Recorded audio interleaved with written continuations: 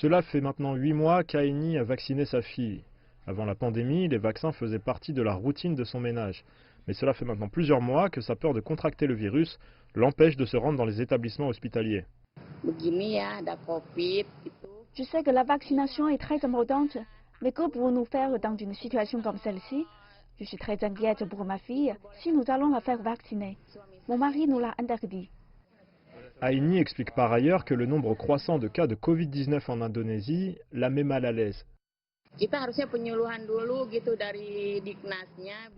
devrait y avoir une annonce de la part du gouvernement sur l'importance de la vaccination avec cette situation afin que les parents soient informés.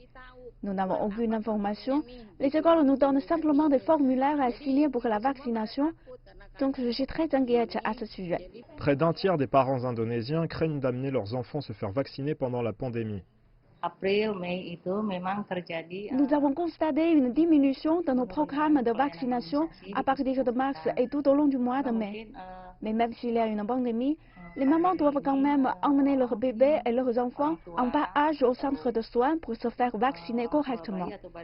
Nous ne voulons pas une autre épidémie à cause de vaccinations incomplètes.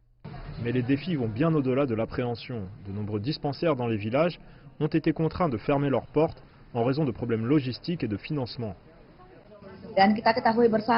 Les hôpitaux du gouvernement local sont la bouée de sauvetage des villages, en particulier pour les enfants. À l'heure actuelle, le ministère de la Santé fait tout son possible pour éviter la propagation d'autres maladies. Nous avons une campagne qui encourage les résidents à communiquer ouvertement avec nous et nous continuons de donner la priorité à la sensibilisation de nos citoyens sur les protocoles de santé.